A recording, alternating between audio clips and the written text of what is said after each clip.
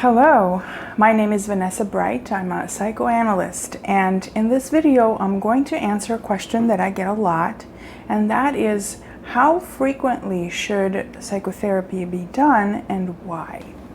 So I'm going to speak to psychoanalytic work in particular because that is my specialty and this is what I do.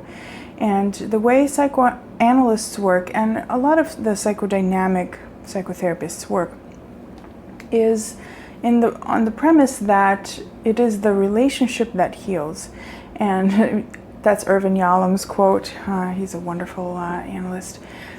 It's the relationship that heals. It is in the therapeutic relationship that actual change happens. The techniques and approaches that are used, the mindfulness techniques, which I use a lot, various homework assignments, things like that, which I don't necessarily do, but they help. They are important. I'm not discounting them, but by themselves, they are not enough to produce lasting change. And this is what we're actually hoping for and working towards, and this is why psychoanalysis is such a powerful tool, is that we're really going for lasting change. I will even dare say permanent, given my own example, an example of many of my clients actually. It is lasting change. It's not just you change kind of how you think about things or you find a coping skill that works. And you do both of those things. But in the relationship is where the change actually happens. And so in the beginning of therapy, in psychoanalysis, therapy should really be done at least once a week. And because without that therapeutic alliance, which is what we're working for, you're likely going to kind of check out the assignments or check out the ideas, and it's just too easy to fall back into your blind spots and into your familiar ways of coping and dealing with things. And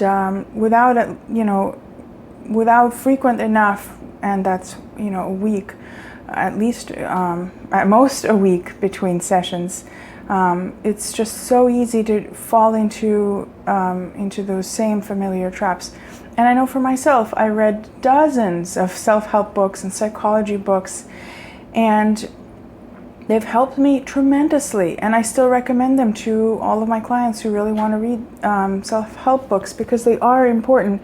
But it wasn't until I actually got into therapy for myself that I realized actual healing requires the presence of another person.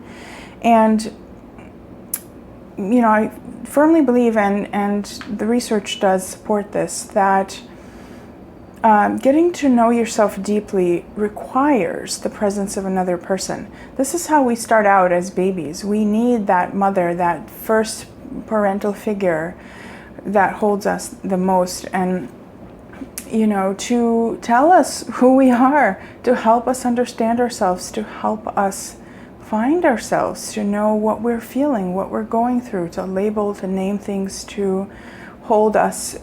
I mean, it's literal when we're born, but it's also very much emotional. And this is what the attuned presence of a therapist does. And I'm not necessarily talking about reparenting. I don't quite use that term. But there's something to it where that kind of holding that our parents do emotionally, we still need that for the rest of our lives in different ways, on different levels. It's not the same as, kind of having somebody say, "Oh, sweetie, you're hurting." Maybe that too, but that's not the main thing.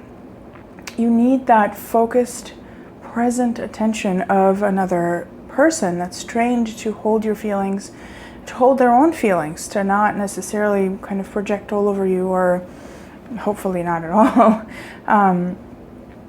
So without frequent enough contact, it's very hard to hold on to that connection with that person. It starts to feel a little bit distant, and yeah. So I want to add one more note here on dependence. It's very frowned upon in this society People are very afraid of it for some reason. They prize independence and toughing it out and being strong, and I got this on my own. And we cannot be an island. Human beings are social creatures. We absolutely need connection with each other. We need connection with people who really get us. We need empathy. We can offer ourselves a lot of kindness and a lot of support, personal, from ourselves support. And that's something you also learn in psychoanalytic work and other psychodynamic therapies. But we need that other person. And there is nothing wrong with temporarily depending on your therapist for that. We depend on our partners, husbands, wives, whoever else, even children when they're grown, on emotional support, on, getting through tough times, things like that. There is nothing wrong with depending on your therapist temporarily. And when I say temporarily, that could be a period of a few months to a few years, depending on what the person needs.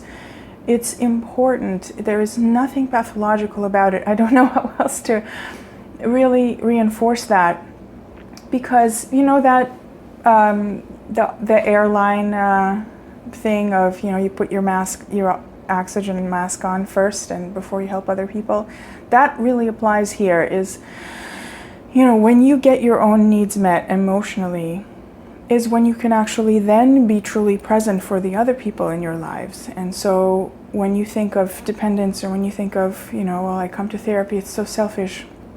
It's really not. It's a true investment, and it's not an easy one in your own healing, in actually transforming those patterns that don't work for you anymore.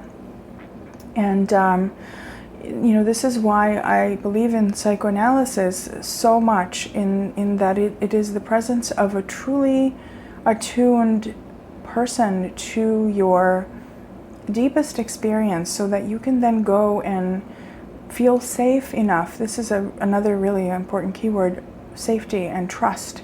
That you developed trust in your therapist and in your analyst, to be able to go deeply into yourself and face all of those dark places that you otherwise just wouldn't dare to go to. You wouldn't know they exist, because it's we are so good at hiding them from ourselves.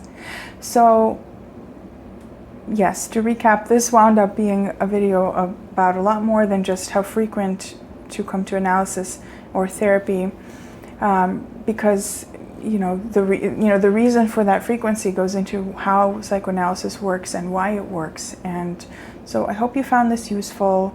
If you have comments or questions, please feel free to contact me. You have all the information. VanessaHannahBright.com, VanessaBright@inbox.com. I welcome your questions and ideas, questions. I already said questions. Ideas, whatever else, responses. Thank you for watching.